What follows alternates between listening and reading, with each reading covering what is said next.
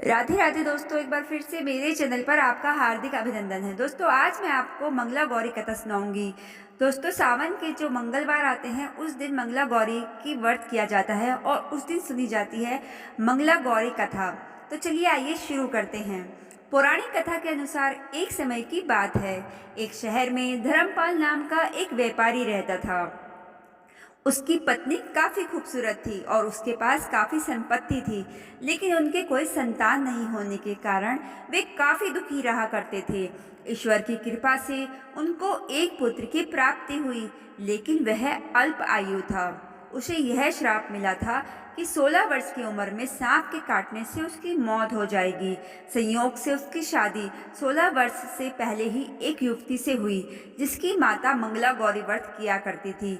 परिणाम स्वरूप उसने अपनी पुत्री के लिए एक ऐसे सुखी जीवन का आशीर्वाद प्राप्त किया था जिसके कारण वह कभी विधवा नहीं हो सकती। अतः अपनी माता के इसी व्रत के प्रताप से धर्मपाल की बहू को अखंड सौभाग्य की प्राप्ति हुई।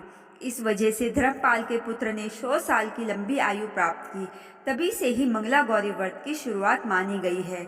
इस कारण से सभी नवविवाहिता महिलाएं इस पूजा को करती हैं तथा गौरी व्रत का पालन करती हैं और अपने लिए एक लंबी, सुखी तथा स्थायी वैवाहिक जीवन की कामना भी करती हैं।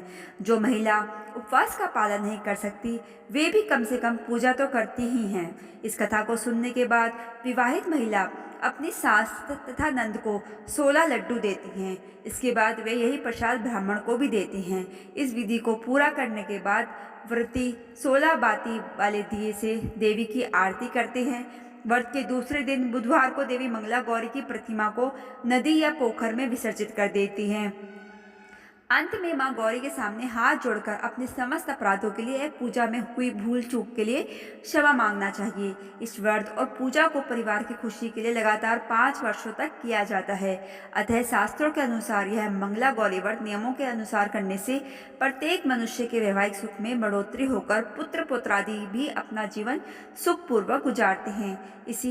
ऐसी इस व्रत की महिमा है। तो दोस्तों, कैसी लगी आपको ये मंगला गौरी व्रत की कथा? मुझे ज़रूर से ज़रूर बताइए और मेरे चैनल को ज़रूर से ज़रूर सब्सक्राइब कीजिए और ये कथा ज़्यादा से ज़्यादा लोगों में ज़रूर से ज़रूर शेयर कीजिए। राधे राधे, बम बम बोले।